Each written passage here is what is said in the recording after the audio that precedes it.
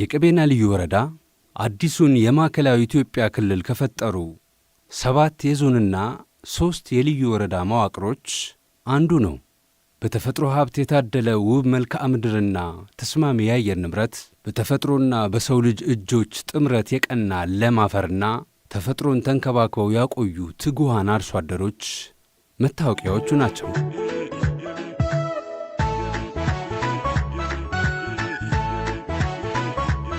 ከቅርብ ዓመታት ወዲህ ደግሞ ልዩ ወረዳው ሀገር በቀል የመደመር እሳቤን እውን ባደረጉት አርሶ አደሮቹ በቆሎን በዘመናዊና በተደራጀ መንገድ በማምረት ለሀገሪቱ የምግብ ዋስትና መሠረት፣ ለክልሉ ደግሞ መገለጫ እየሆነ መጥቷል።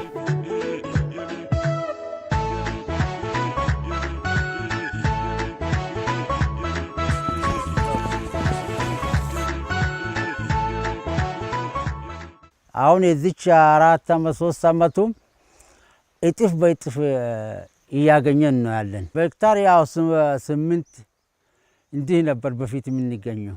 አሁን 12 102 103 እናገኘዋለን በሄክታር። እንደ መስሪያ ነው ማዳበሪያ እንደተሰጣ ነው የምናገኘው።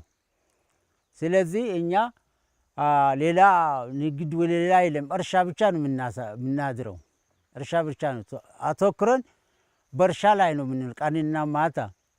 አንዲት በቆሎ አውሬ እንደማይነካ አንድ ትል ከገባ እንደሚታጠፋ አውቀን ተምረን ግብርናዎቻችን የዚች 3 ዓመት ወዲህ በሙሉ የእርሻ ሁኔታ አስተምሮ ሰፈር ዙሮ አስተምሮ ስለሆነ አንድ በቆሎ ላይ ትል ከገባ ወደ ግብርና እንሄዳለን። እነሱ መጥቶ ያሉ የትል መድኃኒት ይሰጣሉ። የሚቆረጥ ሰዓትም ድሮ አናቆም ነበር። የሚቆረጥ በቆሎ የሚቆረጥ ሰዓት አናቆም ነበር። ያገኘን ጊዜ እንቆርጠዋለን ነበር። አሁን ባለሙያ ተምሮ ለወረዳችን ባለሙያ ተምሮ የሚቆረጥ ሰዓትም የሚከመርም ሰዓትም ዛሬ ተቆርጦ ዛሬ እንደማይከመርም ደግሞ ዛሬ እርጥብነቱን ሸልቅቀን እንደማንሸጥ በሙሉ በቃ አስተምሮናል። በሙሉ ተምረናል። አሁን ለወደፊቱም ለእርሻ ሁኔታ መንግስታችንም ጠንክሮ ወደ እኛ አመለክቶ እኛም ወደ እሱ ጋር አመለክተን ምስጋና ለውጥ እንደምናገኝ ስም እንደምናገኝ እየሰራን ነው ያለ። አሁን ልጆቼ ከተማን አስገባው ቤት ሰርቼ አሰርቼ አሁን ለራሴ እዚህ ሆኜ ያሳርሳለሁ። ይሄ እርሻ ከተጀመርኩ ለውጥ ጊዜያዊ ሁኔታው በቃ ከተጀመረ ወዲህ ልጆቼን ወደ ከተማ አስገባው። እርሶ ስንት ሄክታር መሬት በቆሎ አሉት? እኔማ ለራሴ 5 ሄክታር አለኝ። ልጆቼ 2 ሄክታር ሰጣችሁ። ያርሳሉም ያሳርሳሉ። ስለሆነ ይሄ መንግስትም ከመጣ ወዲህ የበለጠ እንደው ሰዓት በሰዓት ለውጥ እያገኘን ነው።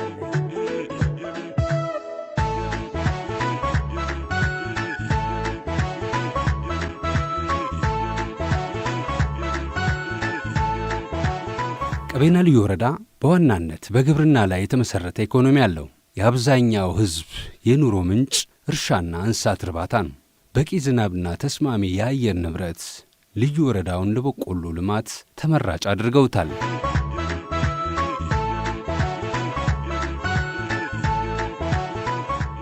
ልዩ ወረዳችን ለግብርና በጣም ምቹ አካባቢ ነው። ያው ስነ ምህዳሩም እንዳያችሁት ወይና ደጋማ ነው። 95% ወይና ደጋማ ነው፣ 5% ቆላማ ነው። ስለዚህ አጠቃላይ ለግብርና ስራ የማይመች አካባቢ የለምና አብዛኛው አመቱ ሙሉ ምርት የሚመረትበት አካባቢ ነው። ክረምት ላይ የመኸር ስራዎች አሉ። ቀጥሎ የጸደይ ልማት ስራ አለ። ያው ጸደይ ማለት በቆሎ ተነስቶ ሽምብራ መዝራት ማለት ነው። ቀጥሎ መስኖ ይሰራል። ቀጥሎ ደግሞ ዳግም መኸር ይመጣል። ስለዚህ አንድ አርሶ አደር በአመት 4 ጊዜ ነው የሚያመርተው። ስለዚህ ከጊዜ ወደ ጊዜ ምርትና ምርታማነቱ በጣም ያሻሻለ የመጣበት ጊዜ ነው። በተለይ ከለውጡ መንግስት ወዲህ ባለፉት 7 ዓመታት ይሄ አጠቃላይ ግብርና ፖሊሲ ማሻሻያ ከተደረገለት በኋላ አርሶ አደሩ በተበጣጠሰ ማሳ ነበር ሲሰራ ነበረው። ዛሬ ላይ የምታዩት የጤፍም ይሁን የበቆሎ የክላስተር ስራ የመጣው በአጭር ጊዜ በዚህ በ7 ዓመት ጊዜ ውስጥ ነው። ስለዚህ አብዛኛው አርሶ አደራችን ያለውን ማሳ ኩታገጠም በማድረግ ተመሳሳይ የሆኑ ሰብሎችን በተመሳሳይ ወቅት እየዘራ ምርትና ምርታማነት እያሳደገ ለገበያ ትስስር ምቹ ሁኔታ እየፈጠረ ለአረምና ኩትኳቶ እንዲሁም ደግሞ ለእንደዚህ ኬሚካል ለመርጨት ለተለያዩ ነገሮች ምቹ ሁኔታ ፈጥሮለታል። ከዚህ የተነሳ አብዛኛው አርሶ አደር ወደ ግብርናው የማዘንበልና ተመሳሳይ በክላስተር ስራ የመሳተፍ እድሉ በጣም እየጨመረ የመጣበት ሁኔታ አለ። እንደ አጠቃላይ ልዩ ወረዳችን ተስማሚ የአየር ንብረት ያለበት ነው። 98% ወይና ደጋ ነው። ለአብዛኛው ምርቶች ተስማሚ አየር ነው። በልዩ ሁኔታ ደግሞ የምንታወቅበት የበቆሎና የጤፍ ክላስተር ኩታ ገጠም እርሻዎቻችን ናቸው። ይህ ኩታ ገጠም እርሻዎቹ ከአመት አመት እየጨመረ የመጣበት ሁኔታ ነው ያለው። ለአብነት ብናይ በቆሎ 2017 በጀት አመት ላይ 12500 ሄክታር ነበር ሰርተን የነበረው። በ2018 ደግሞ 16000 ሄክታር በላይ መስራት የቻልንበት ሁኔታ ነው ያለውና ከግብርና አንጻር አርሶ አደራችን ንቃተ ህሊና የጨመረበት ሁኔታ ነው ያለው። ተጠቃሚነቱም በዛ ልክ እያደገ የመጣበት ሁኔታ ነው ያለው። የስራ ባህሉንም ጨምሯል። የስራ ባህሉ ጨምሯል ስንል በፊት ዝናብ ወቅት ጠብቆ የመዝራት ነገሮች ነበሩ። አመት ጠብቆ አንድ ጊዜ የመዝራት ሁኔታዎች ነበሩ። አሁን ባለ ሁኔታ ላይ የመስኖ ስራዎችን ውሃ በተለያየ መልኩ በማቆርም በመስኖ ስራም የአርሶ አደሩ ተጠቃሚነቱ ላይ እና በግብርና ስራ የሚሳተፍበት እስከ 5 ዙር መስራት የቻልንበት ሁኔታ ነው ያለው። ይሄን ሲሰራ በዋናነት ገበያ መር በሆኑ ጉዳዮች ላይ ደግሞ በትኩረት ይሰራል። ለተሻለ የገበያ ፍላጎትን መነሻ ባደረገ መልኩ ተጠቃሚ ሊያደርጉ የሚችሉ ጉዳዮችን ለይቶ መስራት የጀመረበት ሁኔታ ነው ያለውና ንቃተ ህሊና ጨምሯል የሚባለው ይሄ ነው። በተለይ ከግብርና አንጻር ምርታማነቱ በጣም የተሻለ ሁኔታ ነው ያለውና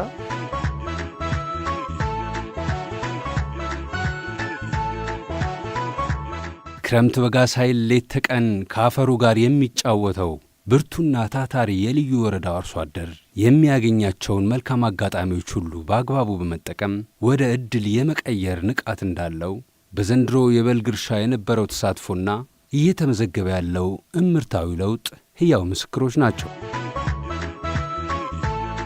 ከበቆሎ አንጻር ስናይ እኛ ጋር በአማካይ እስከ 98 ኩንታል በላይ ነው የሚገኘውና በአንድ ሄክታር ይሄ አብዛኛው ቀበሌዎች ላይ አማካዩ ነው። እስከ 120 ኩንታልም እስከ 110 ኩንታል በአብዛኛው ከ100 ኩንታል በላይ የምናገኝበት ሁኔታ ነው ያለው።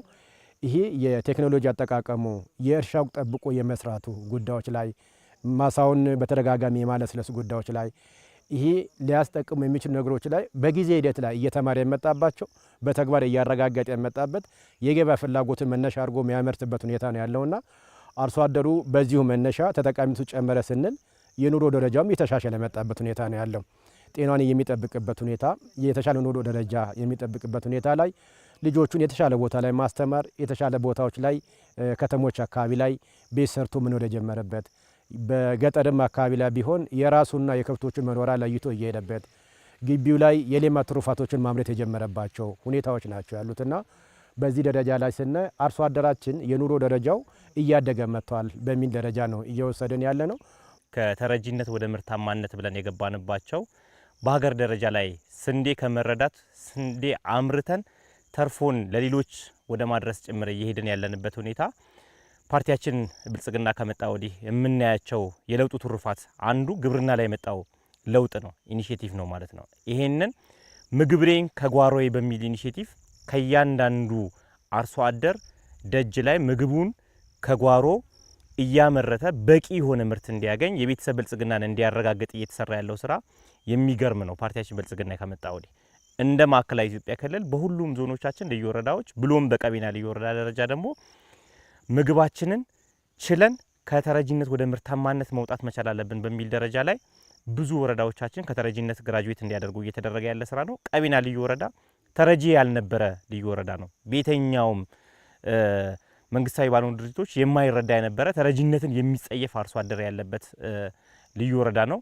ይህንን ይዘን መቀጠል መቻል አለብን። ሰብአዊ የሆኑ ችግሮች ቢፈጠሩ እንኳን በራስ አቅም የመሸፈን ስራ ላይ ወደ 30,000 አካባቢ ሄክታር በመኸር በበልግ እየተመረተ ያለበት ሁኔታ ነው ያለው። አሁን የምናየው በቆሎም የዛ አካል የሆነ ነው። እያንዳንዱ አርሶ አደር በራሱ ደረጃ ላይ በቂ የሆነ የሌማት ትሩፋት ከዶሮ ጋር ከወተት ጋር ከማር ጋር ከስጋ ጋር ከአትክልት ጋር ከፍራፍሬ ጋር ራሱን አታች እያደረገ በቂ የሆነ ምርት እያመረተ የተመጣጠነ ምግብ ለልጆቹ ከማቅረብ ባለፈ ለገበያ ተርፎ የሚያመርት አርሶ አደር መፍጠር እየተቻለ ያለበት ወቅት ላይ ነውና የምንገኘው። እንደ ልዩ ወረዳ ይህንን ሀገራዊ ኢኒሼቲቭን ወስደን በቀቤና ልዩ ወረዳ ደረጃም ከተረጂነት ወደ ምርታማነት በፓርቲ መሪነት አጠቃላይ ስራው እየተመራ ያለበት ሁኔታ ነው ያለው። አሁን ያለንበት ወቅት ደግሞ የክረምት ወቅት እንደመሆኑ መጠን በየቀበሌው ከተረጂነት ወደ ምርታማነት የራሳቸው ማሳ የራሱ ማሳ እንዲኖረው አድርገን እየሰራን ያለነው ስራ ነው ያለው። ይህንን በስፋት አስቀጥለን የምንሄደው ነው።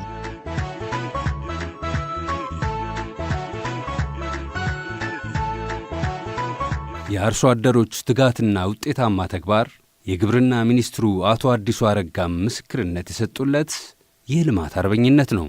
ሚኒስትሩ ከወራት በፊት በልዩ ወረዳው በክላስተር የለማን በቆሎ ማሳ በጎበኙበት ወቅት ባደረጉት ንግግር ወቅቱ የሚፈልገው የልማት አርበኝነት መሆኑንና የቀቤና አርሶ አደር ይህንን በተግባር እያረጋገጠ እንደሚገኝ በመግለጽ ይህ ሰፊ የልማት እንቅስቃሴ ሀገራዊ የምግብ ዋስትናን ለማረጋገጥ ትልቅ አቅም እንዳለው አረጋግጠው ነበር።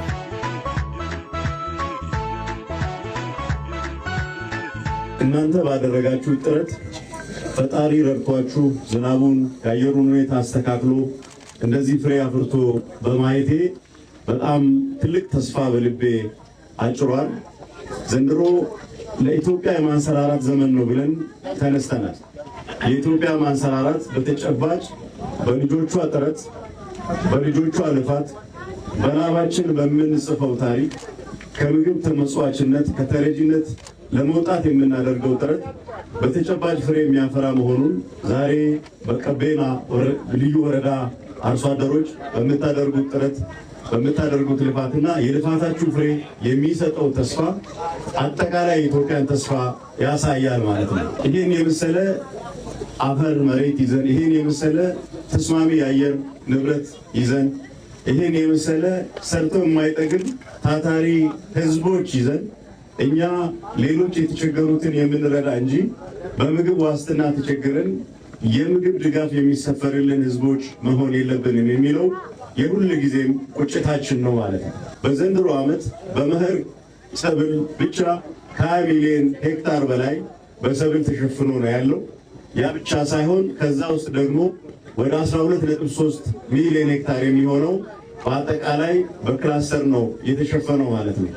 ይሄ ዛሬ እዚህ ያየነው የክላስተርን ጠቀሜታ በመደመር እሳቤ አርሶ አደሩ ማሳውን አጠጋግቶ በጋራ አርሶ አለስልሶ በጋራ ዘርቶ ሰብሉን በጋራ ተንከባክቦ በጣም ምርትና ምርታማነቱን ለመጨመር የሚያደርገው ጥረት እያደረገ ያለው እንቅስቃሴ ተስፋ ሰጪ ጅምር ላይ መሆናችንን ያሳያል።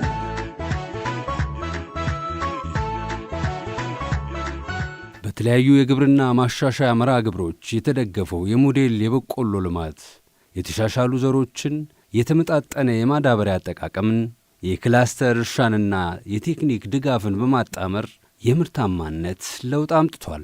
እንደ አርሶ አደር ያው ችግሮች በዘንድሮ ዓመት ላይ በተለይ ከዘር አቅርቦት ጋር በጣም ጥሩ እንትኖች አሉ። በጣም መቀጠል ያለባቸው ነገራቶች ምናልባት ያው ከመዳበሪያ ጋር ተያይዞ የመዳበሪያ ዋጋ ግሽበቶች እየታዩበት ሁኔታዎች አሉ። እነዛንም በመቋቋም ነው አርሶ አደሩ ያው እያለማ ያለበት ሁኔታ ያለው ማለት ነው። ባለሙያ ያው ከሙያዊ ስራዎች ጋር ተያይዞ ሙያ ክትትል ያደርጋል። በተለይ ከሰብል ተባይ ካለበት አሰሳ አድርጎ ተባይ አርሶ አደሩን ይዞ ያን ተባይ የመከላከል ስራ እየተሰራበት ሁኔታ አለ። የአረም ቁጥጥሩም እየተደረገበት ያለ ሁኔታ አለ። ያን ያው አርሶ አደሩ ጋር ሆኖ አንድ ላይ ሆኖ እየሰራበት ሁኔታዎች አሉ። በጣም ይሄው በቆሎውን በጣም ደስ ይላል። በጣም ምርጥ ነው። ዘንድሮ ዓመት ከፍተኛ ምርት እናገኛለን ብለን እየተጓጓ ነው ያለ ነው። ያው ማሳዎቹ አካባቢ ሁሉም ኩታ ገጠም ያሉ ናቸው። ቀበሌው በሙሉ ማለት ነው። እኔ አሁን እያመረት አጠቃላይ 6 ሄክታር ነው ማርሰው በቤተሰብ ጉልበት ልጆቼን ይዤ ምስቴን ይዤ ከልጆቼ ጋራ ነው ምሰራው ማለት ነው። ይሄ በቆሎ ካመረትኩ ወዲህ በጣም ነው እየተጠቀምኩ ያለው። መጀመሪያ በሳር ቤት ውስጥ ነበርኩ የምኖረው። አሁን በቆርቆሮ ቤት ውስጥ ለከፍት ለብቻ፣ ለራሴ ለብቻ፣ ለልጆችም ለብቻ ነው እየሰራሁት ያለሁት። አሁን ልጆቼንም ስራ የመፍጠር ስራ እያደረኩ ነው ያለው። 8 ሄክታር ነው እየሰራሁኝ ያለሁት። ያው ስሰራ ደግሞ ያው በራሴ ጉልበትም እና አልፎም ደግሞ ወንድሞችም አንድ ወንድም አለኝ አብሬ በጋራ ነው የምንሰራው። ሌላ ደግሞ ያው በቆሎ ደግሞ ያው እንደምታየው ጥሩ ነው፣ አሪፍ ነው። ብራውም ለበቆሎ ምቹ ዘመን ነው። አሁን ማዳበሪያ ስንጥል አሁን አንደኛ ዙር ሰጠነዋል። ቀጣይ ደግሞ አሁን ሁለተኛ ዙር ደግሞ በቆሎ ምናልባት የተጎዳ በቆሎ ካለ ውስጡ ላይ እያየ ትጨምርበታለህ። ያንን አድግተህ እንደዚህ ቅጠሉም ስታይ በጣም ያምራል። አሁን እንዳማረም እንደዛው የሚቀጥል ከሆነ በጣም ምርጥ ነው። የበቆሎ ልማቱ የአርሶ አደሮችን ገቢ ከማሳደግ ባሻገር የምግብ ዋስትናን በማጠናከርና የአካባቢውን ኢኮኖሚ በማነቃቃት ረገድ እየተጫወተ ያለው ሚናም ከፍተኛ ነው።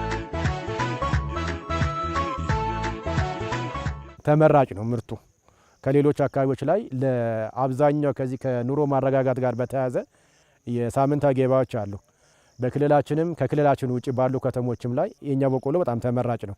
ለነዛ ለሳምንታዊ የገበያ ቦታዎች ላይ በስፋት የሚቀርብበት ለአካባቢያችን ከማምረትም ባለፈ የገበያ ትስስሩ ተፈጥሮለት ላመረታቸው ምርቶችን በቀላሉ ገበያ የሚያገኝበት ሁኔታ ነው ያለውና ብዙ አይቸገርም። ያ ተመራጭ ስለሆነ በቆሎ የተሻለ ኳሊቲ ነው። ከሌሎችም አካባቢዎች ላይ የተሻለ ተመራጭም ነው። አርሶ አደራችን ካመረተ በኋላ አብዛኛው ቶፖግራፊ አይታችሁ ከሆነ ለትራንስፖርቴሽን የሚያስቸግር ነገር የለም። ለገበያዎቹ ለአዲስ አበባ ማዕከል ነው፣ ለክልልም ተቀማጭ ለሆሳና ማዕከል ነው።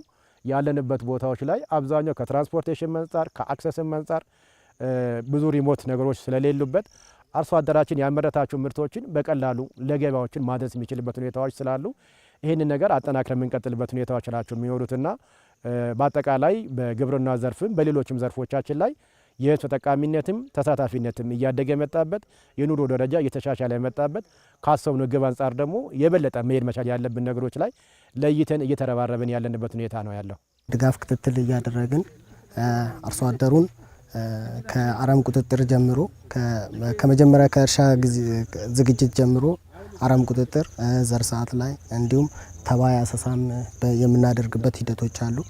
እነዛንም ያው ከአርሶ አደሩ ጋር በጥብቅ እንትን እየሰራንበት ያለ ሁኔታ አለ። በልግ ላይ አጠቃላይ በእኛ ልዩ ወረዳ ምንዘራው በአብዛኛው በቆሎ ማሽላና ቦለቄ ነው በስፋት ምንሰራቸው። እንዲሁ በርበሬም አለ። ስለዚህ አጠቃላይ ከመሬት ሽፋናችን አንጻር 60 በመቶ በበቆሎ የተያዘ ነው። 16424 ሄክታር መሬት በክላስተር በቆሎ ተዘርቷል በዚህ ዓመት ውስጥ። ተጨማሪ ቦለቄ እንደዛው ወደ 250 ሄክታር መሬት አለ። ማሽላ 200 ሄክታር አለ። እንዲሁም የበርበሬ 1500 ሄክታር መሬት አለ።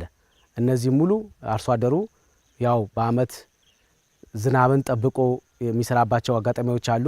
ከዝናብ ባሻገር መስኖን ተጠቅሞ እርጥበትን ተጠቅሞ የሚዘራባቸው ሁኔታዎች አሉ። በፊት አሁን ምሳሌ የአካባቢ ዝርያ ነበር የምናገኘው።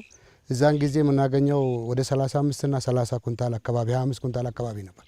አሁን ምርጥ ዘር በመጠቀማችን ከእጥፍ በላይ ነው። ወደ 85 እና 90 ኩንታል ነው እያገኘሁት ያለሁት። በጣም ብዙ ለውጦች አሉ። ምርጥ ዘርን አካባቢያችን ሁሉም በኩታ ገጠም ነው። ሁሉም መንደሩን በሙሉ በኩታ ነው የምናርሰው። ኩታ ቀጠም ሁሉም ራሱ ምርጥ ዘርም ተጠቅመን ማዳበሪያን በወቅቱ እንዘራለን። ልጆቻችን ይዘራሉ፣ ልጆቻችን በሬ ይዛሉ። በኩታ ገጠም ሰፈሩ መንደሩ በሙሉ ቀበሌውን በሙሉ በኩታ ገጠም ነው። ይኸው እያያችሁት ያለውን በቆሎ እንደዚህ ደስ እያለ ነው ያለው። ማዳበሪያ 2 ጊዜ ነው። አሁን መጀመሪያ አንደኛ ዙር በማዳበሪያ ዘራ ነው። አሁን ሁለተኛ ዘርተናል። አንዳንዴን ደግሞ ምናልባት አንዳንድ የሆነ ትል ነገር ቢጫ ነገር ከሆነ ደግሞ ሶስተኛ ዙርን የምንጠቀማቸው ነገሮች አሉ። አሁን ያለው ለውጥና የመጀመሪያ ለውጥ አይገናኝም። ያ አሁን ያለው ለውጥ በጣም ምርጥ ነው። ብዙ እድገት አለ፣ ብዙ ምርትም አለ። ምርጥ ዘርም ነው እየዘራንም ያለ ነው። ያ ስንዘራ ደግሞ እድገቱም ደግሞ አሪፍ ነው። በቆሎም ስናገኝ ምርትም ደግሞ አሪፍ ምርት ነው የምናገኘው። አሁን በፊት ምንዘራው የነበረው ብዙም አልነበረም 25 30 ኩንታል ምናምን ነበር እንትን የሚባለው። ግን አሁን ላይ ደግሞ እድገታችንም አሪፍ ነው እየጨመርን እንጂ እየቀነስን እንሄድም። በተለይ ከዓለም አቀፍ ከጉዳዮች ጋር ተያይዞ መጀመሪያ አካባቢ ላይ ትንሽ የእርሻ እንትኖች ነበሩ። ያንን በማቋቋም አርሶ አደሩ ያለውን የሜካናይዝ ስራዎችንም እና በተጨማሪም የራሱ የበሬዎች ጉልበት ተጠቅሞ ይህን የሚታየውን ልማት ያለማበት ሁኔታዎች አሉ። እንደ ዘንድሮ ዓመት በጣም ከአየር ንብረቱ ጋር ተያይዞ በጣም ጥሩ ዝናብ በጥሩ ሂደቶች ላይ በወቅቱ የተገኘበት ሁኔታዎችም ነበሩ። ጥሩ ነው የሚል ነገር ነው ያለኝ። የቀቤና ልዩ ወረዳ የሞዴል የበቆሎ ልማት የሚያሳየው አንድ እውነት ሳይንሳዊ ስነ ዘዴ፣ የባለድርሻ አካላት ድጋፍና የአርሶ አደሩ ትጋት ሲቀናጅ የግብርና ለውጥ እውን እንደሚሆን፣ ይህ ደግሞ ከአንድ አካባቢ ባለፈም ለኢትዮጵያ የምግብ ዋስትናና ለገጠር ልማት የሚሰጠው መልእክት ትልቅ ነው። ዘንድሮ በጣም ከሌላ ዓመት ከፍተኛ ነው ለውጥ ያለው። እኔ ከ100 በላይ ሄክታር አገኛለሁ ብዬ እየተጓጓው ነው ያለሁት። አሁን ከዚህ በፊት የተፈጥሮ ዝናብ ትንሽ ነበር። ዘንድሮ ዓመት በወቅቱ ላይ ዝናብ አገኘን። ሁሉም በቆሎዎች በወቅቱ ላይ ዘርም ምርጥ ዘርም በወቅቱ በአግባቡ አግኝተናል። በዘንድሮ ዓመት ልዩ ወረዳችን ምርጥ ዘርም በቆሎንም በሰዓቱ ነው ያመጣልን። በሰዓቱ አርሰን ቡቃያው ይኸው እያያችሁት ያለው ደስ እያለ ነው ያለው። በአጠቃላይ በዚህ በኩታ ገጠም እርሻ ላይ ኩታ ገጠም በመሆኑ የተጠቀመባቸው የራሱ የሆኑ ጥቅሞች አሉ። ይሄንን የግብርና ባለሙያ ውሎ የሚያድረው ከአርሶ አደራችን ጋር ነው። በአመራርም ደረጃ ላይ በቋሚነት የሚደግፉ አመራሮቻችን አሉ። በልዩ ትኩረት ደግሞ ስራዎቻችንን በቅርበት መደገፋችን፣ መከታተላችን ከአርሶ አደር ጋር ያለውን የሚገጥሙ ችግሮች ደግሞ በቅርበት በመነጋገር የምንፈታበት ሁኔታዎች በመኖራቸው ይሄ የውጤታማነቱ ትልቁ ስኬታማ የሆንበት ሚስጥር የሆነበት ሁኔታ ነው ያለውና በአጠቃላይ ዘንድሮ በዓለም አቀፋዊ ሁኔታዎች ላይ እንዲሁም ተፈጥሯዊ በሆኑ ሁኔታዎች ላይ ጫናዎች ነበሩ። በአንድ በኩል ከነዳጅ ዋጋ መወደድ ጋር ተያይዞ ከግብዓት ዋጋ መጨመር ጋር ተያይዞ ቻሌንጆች ነበሩ። በሌላ በኩል ደግሞ ከዝናብ ወቅቱ ጋር ተያይዞ ደግሞ የራሱ የሆኑ ቻሌንጆች ነበሩ። ይህን ሁሉ ተቋቁሞ የወጣበት ሁኔታ ነው ያለው። አሁን የምታያቸው የበቆሎ ክላስተር በርካታ ቀበሌዎችን ያስተሳሰረበት በኩታ ገጠም የሚሰራበት ከ16400 ሄክታር በላይ እያመርትን ያለንበት ሁኔታ ነው ያለውና ቁመናውም ስናይ የተቻለ ተጠቃሚ ሊያደርገው ይችላል በሚል ደረጃ ከዚህ ቀደም የነበረው ልምዶችንም ጭምር ያስቀጠልንበት ሁኔታ በተሻለ ሁኔታ ላይ የሄድንበት ሁኔታ ነው ያለው። በቆሎ ላይ ያው በክላስተር ነው አብዛኛው ቦታ ዘንድሮ በተወሰነ መልኩ የአየር ንብረት የዝናብ እጥረቶች ነበሩ።